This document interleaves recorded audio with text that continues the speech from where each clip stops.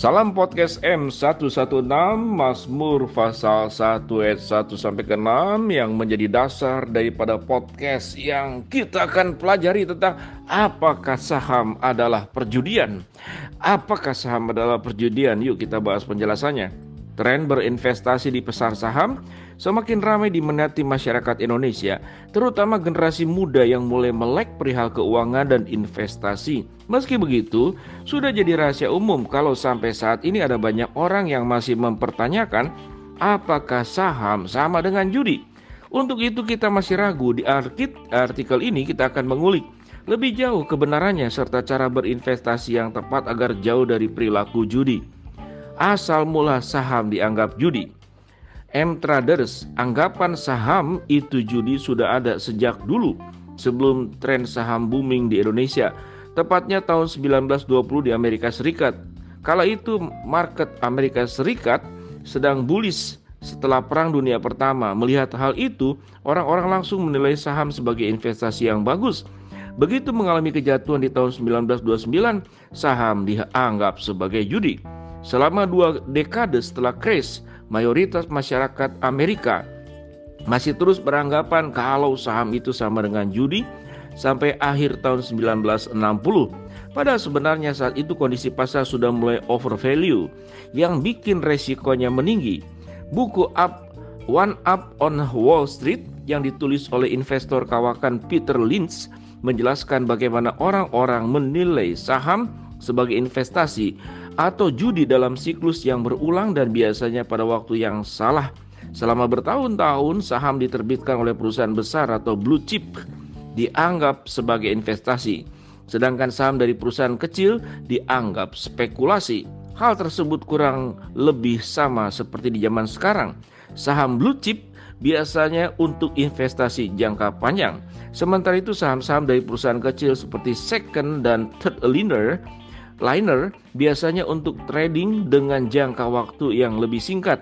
Dan kemudian orang-orang berasumsi bahwa investasi di saham blue chip itu investasi, tapi trading itu sama seperti judi karena sangat mudah untuk dijadikan bahan spekulasi jangka pendek. Cara kerja saham sama seperti poker? Tanda tanya. Di salah satu bab buku tersebut, Lynch sempat membahas terkait saham itu judi. Dia membuat analogi investasi saham dengan permainan stud poker.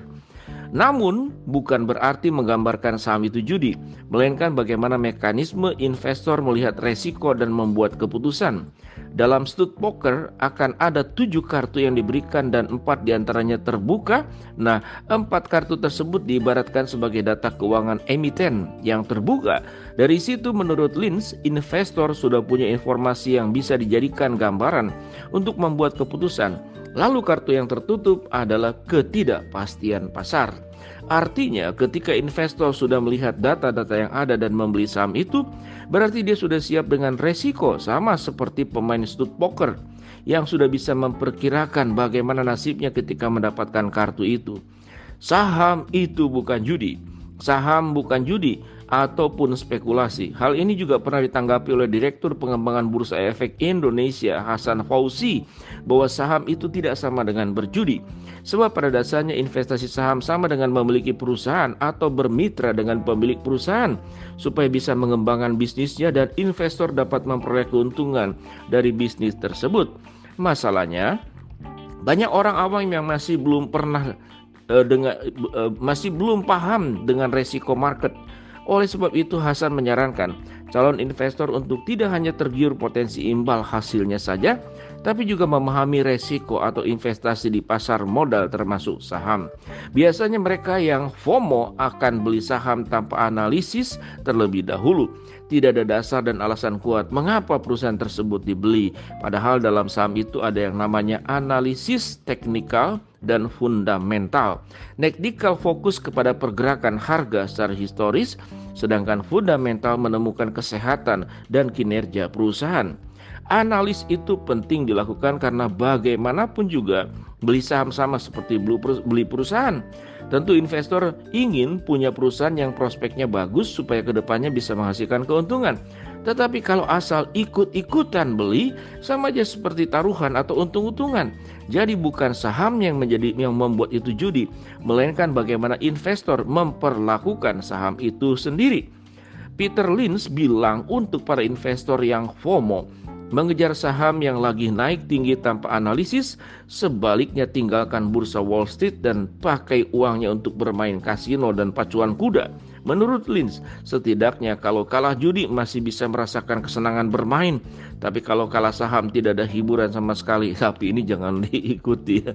Judi ya tetap aja salah, jangan bermain judi lah. Cara investasi saham yang benar. Resiko menjadi salah satu ketidakpastian harus disadari betul oleh semua investor.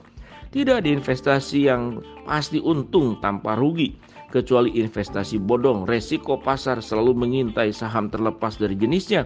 Mau itu second liner, third liner, bahkan blue chip sekalipun yang dipercaya sebagai saham unggulan, di mana resikonya bakal meninggi kalau beli di posisi pucuk. Maka dari itu keuntungan investasi saham hanya bisa dinikmati oleh mereka yang menerima ketidakpastian. Cara mengantisipasi ketidakpastian adalah dengan menerapkan strategi manajemen resiko yang dapat dilakukan dengan cara buat dan disiplin trading plan supaya tidak sembarangan sembarangan jual beli saham, dan risiko serta keuntungannya juga lebih terukur. Selengkapnya baca artikel trading plan di link ini. Beli saham untuk investasi saat valuasinya murah dikombinasikan dengan analisa teknisi untuk cari titik beli. Tentukan stop loss dengan trading untuk batasi risiko jika harga saham turun. Lakukan money management yang di dalamnya termasuk position sizing portfolio. Demikian adalah penjelasan tentang penafsiran saham itu judi. Sebenarnya transaksi di pasar saham bukan merupakan transaksi yang dilarang. Itu dikarenakan bentuknya adalah jual beli harga yang dapat melalui proses tawar-menawar secara berkesinambungan. Yang membuat saham itu seperti judi adalah orang yang melakukan transaksi tersebut hanya berdasarkan murni spekulasi semata tanpa analis yang matang serta manajemen resiko yang baik. Kurang lebih seperti demikian, sahabat podcast M116.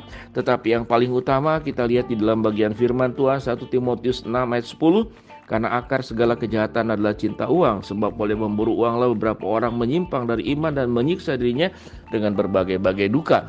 Kita tahu dengan jelas bahwa saham adalah sebetulnya bentuk bisnis, bentuk usaha di mana kita menitipkan uang kita kepada perusahaan yang kita percayakan. Jadi kita berbagian di dalam perusahaan tersebut. Yang namanya bisnis, yang namanya usaha pasti ada untung dan rugi.